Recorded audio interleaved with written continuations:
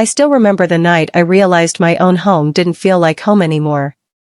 The walls were the same, the furniture hadn't moved, my children were sleeping peacefully in the next room, but something inside me had completely shattered. I was a 30-year-old woman, a mother of 2 beautiful kids, and yet, I felt like a stranger in the place where I was supposed to feel the safest. It didn't happen overnight. At first, it was just small things, sharp words, unnecessary taunts, constant interference. My husband's sister had always been a little controlling, but after we started living together in the same house, everything changed. She began acting like she owned the place, and like I didn't belong there at all. Every morning started with tension. No matter what I did, it was never enough. If I cooked, she criticized the taste. If I cleaned, she pointed out what I missed. If I stayed quiet, she accused me of attitude. And if I spoke up, she turned it into a full-blown argument. I tried to ignore it. I told myself, it's okay, she's family. Just be patient. But patience has a limit. Things got worse when she started involving my children. At first, it was just scolding them harshly. Then shouting. Then one day, she hit my son. That moment changed something inside me forever. I remember rushing into the room when I heard him cry. His small face was red, tears streaming down, his hands trembling as he tried to explain what happened. My heart broke into pieces. Why did you hit him? I asked, trying to control my anger. He's spoiled, she replied coldly.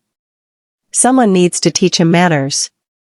That was the moment I realized, this wasn't just about me anymore. It was about my children. From that day on, I started living in constant fear. Every time my kids were out of my sight, my heart would race. I couldn't even leave them alone in the room without worrying about what might happen. And the worst part? My husband stayed silent.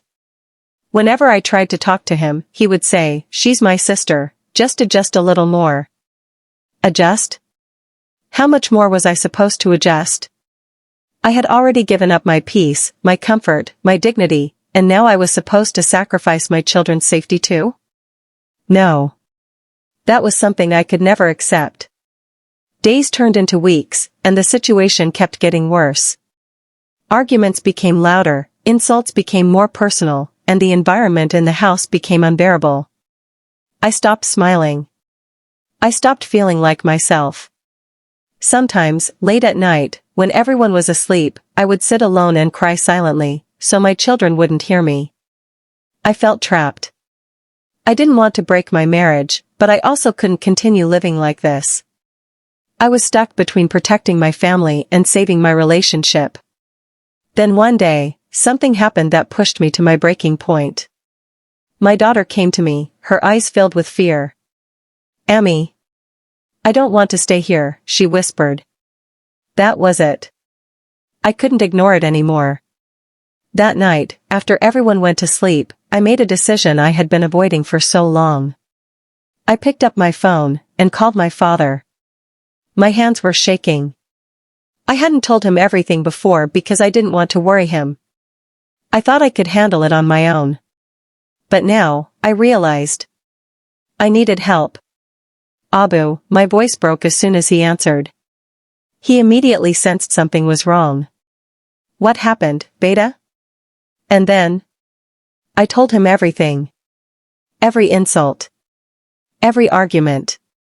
Every tear. And most importantly, what was happening to my children. There was silence on the other end. But it wasn't the kind of silence that scares you. It was the kind that tells you, someone is about to take a stand for you. "I'm coming," he said firmly. The next day, my father arrived. The moment I saw him, I felt something I hadn't felt in a long time, relief. He didn't waste any time. He sat down with my husband and had a serious conversation. I stayed in the other room, my heart pounding, wondering what would happen next. Voices were raised. There were arguments. For the first time, someone was speaking up for me, and it felt unreal. My father didn't shout without reason, but he was clear, firm, and unshakable. "My daughter will not live like this," he said. "And neither will her children." My husband tried to defend his sister at first. But this time, things were different. He could no longer ignore the truth. He had seen my silence for too long and mistaken it for acceptance. But now, everything was out in the open. The tension in the house was unbearable that day. Hours felt like days. But by the end of it, a decision was made. A decision that changed my life. My husband finally agreed. We would move out. Separate home. Separate life. Just us, as a family. I couldn't believe it at first. After everything I had gone through, after all the nights I had cried myself to sleep, this was finally happening. Within a few days, arrangements were made. The day we left that house, I didn't feel sadness. I felt freedom. It wasn't a big house we moved into. It wasn't luxurious or perfect. But it was peaceful. And for me, that was everything. For the first time in months, I slept without fear. My children laughed freely again. The tension was gone. The silence in the house wasn't heavy anymore, it was comforting. Even my husband changed. Maybe he finally understood what I had been going through. Maybe he realized how close he came to losing everything. He started supporting me more, listening to me, standing by my side. It wasn't perfect overnight. But it was better. And sometimes, better is all you need to start healing. Looking back now, I realize something important. Silence doesn't solve everything. Sometimes, staying quiet only makes things worse. I thought I was being strong by tolerating everything, but real strength came when I finally spoke up.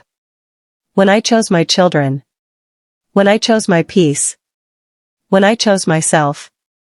If there's one thing I've learned from all this, it's this. No one deserves to feel unsafe in their own home. No woman should have to fight for basic respect. And no mother should ever stay silent when her children are hurting. That one phone call to my father changed everything. And sometimes, all it takes is one decision. To take your life back.